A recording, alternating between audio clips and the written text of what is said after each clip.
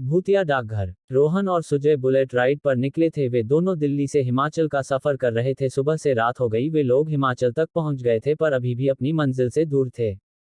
रोहन, भाई यही कहीं रुकने का इंतजाम करते हैं। सुजय, यहाँ तो दूर दूर तक कुछ नजर नहीं आ रहा है, थोड़ा आगे चलते हैं, कुछ ना कुछ जरूर मिलेगा। दोनों चिमला गांव के सरहद के अंदर आ गए। ये गांव वीरान था लेकिन दूर उन्हें एक बड़ी इमारत दिखी। दोनों उसी दिशा में चल पड़े। रात के अंधेरे में उन दोनों ने हॉर्न बजाया। बूढ़ा वॉचमैन अपने हाथ में एक लालटेन लेकर आया। रोहन, अरे अंकल, हमें रहने के लिए कोई कमरा मिलेगा क्या? वॉचमैन, नहीं बेटा, अंदर जाना सख्त मना है। सुजय, अरे यार, एक तो पूरे दिन बाइक चलाकर कमर टूट गई है, ऊपर से कोई कमरा भी नहीं मिल रहा है। वॉचमैन, मैं तुम्हें अंदर तो नहीं जाने दे सकता पर अगर तुम चाहो तो मेरे साथ मेरे केबिन में रह सकते हो। वहां सोने के लिए बिस्तर भी है और तुम दोनों के लिए खाना भी।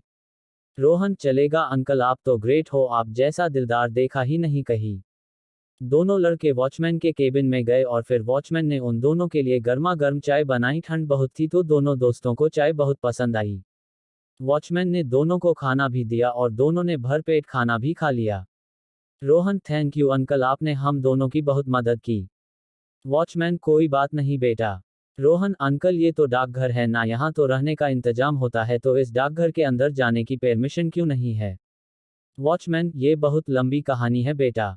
सुजय, कहानी? वैसे हमारे पास बहुत समय है, आप सुनाइए, मजा आएगा। वॉचमैन, ठीक है। आज से 10 साल पहले की बात है। तुम्हारी तरह 3 राहगीर इस ओर आए थे। उन तीनों का नाम था करण, मनोज और विनय। उस समय डाकघर में लोग ठहरा करते थे। तीनों एक कमरे में ठहर गए। कमरा न 013। मनोज, कल सुबह होते ही यहाँ से आगे चलेंगे। विनय, हाँ, वैसे भी इस इलाके में है ही क्या, पूरा वीरान है। करण, हाँ वो तो है पर अच्छा है कि इलाके में ये डाकघर है, वरना हम सब क्या करते? मनोज, क्या करते? क्या मतलब, खुले आसमान में सोते? विनय, और खाते क्या, घास फूस? वे लोग बातें ही कर रहे थे, अचानक उन्हें किसी लड़की की हंसी सुनाई दी। करण, इस डाकघर में कोई औरत भी है लगता है। विनय, मुझे तो ये हंसी अपने कमरे में ही सुनाई दे रही है। उनमें से एक बाहर जाकर देखा तो हंसी बाहर सुनाई नहीं दे रही थी। विनय, हंसी अंदर ही आ रही है। मनोज, लेकिन यहाँ कोई औरत नहीं है। वे लोग हंसी कहाँ से आ रही है ये खोजने लगे। अचानक डाकघर की बिजली चली जाती है और उनके सामने वो लड़की थी, सुजान। सुजान का बस चेहरा ही नजर आ रहा था। मनोज, आप कौन है और हमारे कमरे में क्या कर रही है? सुजान हंसती रही और हंसते हंसते तीनों राहगीरों को मौत के घाट उतार दिया। अगली सुबह बस हमें उन तीनों की लाश मिली। रोहन, कौन है सुजान और उसका भूत इस डाकघर में कैसे आया और उसके साथ क्या हुआ? ये जानने के लिए तुम्हें सुजान की कहानी सुननी पड़ेगी। 11 साल पहले की बात है। हमेशा की तरह टूरिस्ट हिमाचल घूमने के लिए आया करते थे और कई टूरिस्ट शिमला में भी ठहरा करते थे। ऐसे ही एक टूरिस्ट ग्रुप में सुजान यहाँ आई थी। सुजान कमरा न 013 में ठहरी थी। उस समय डाकघर के सारे कमरे फुल थे। सुजान बहुत ही खूबसूरत थी। सुनहरे बाल, गोरा रंग, हर एक की नज़र सुजान पर ही थी। सुजान और उसके दोस्त 2 दिनों तक चिमला में ही रुके थे।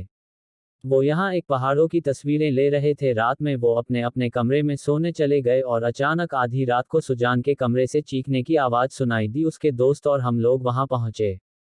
सुजान जोर जोर से चीख रही थी। हमने मिलकर दरवाजा तोड़ दिया पर अंदर कोई नहीं था। उसके दोनों दोस्त कमरे के भीतर गए और सुजान को ढूंढने लगे और फिर अचानक सबको सुजान की हंसने की आवाज़ सुनाई देने लगी। सबने ऊपर देखा तो सुजान छत से चिपकी हुई थी और जोर जोर से हंस रही थी।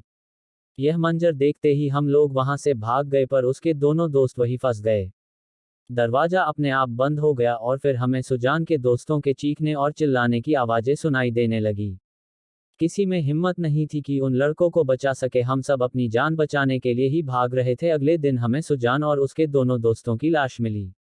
दोनों दोस्तों का शरीर टुकड़े टुकड़े हो चुका था और सुजान का सर अलग था। पता नहीं उस कमरे में क्या हुआ। मनोज, ये तो बहुत अजीब हुआ, लेकिन सुजान के साथ आखिर हुआ क्या? वह भूत कैसे बन गई?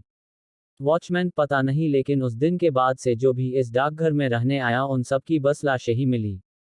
शिमला के लोगों ने इस डाकघर को बंद कर दिया और यहाँ किसी को रहने की अनुमति नहीं है। सुजय, अंकल जी, आपको कुछ क्यों नहीं हुआ? वॉचमैन, क्योंकि मैं कभी भी रात में डाकघर के भीतर गया ही नहीं। मनोज, अंकल, मुझे ये कहानी अधूरी सी लग रही है। मुझे जानना है कि सुजान के साथ उस कमरे में क्या हुआ। वॉचमैन, अब ये तो खुद सुजान ही जानती है। वैसे रात बहुत हो चुकी है, कुछ घंटे सो जाओ तुम दोनों।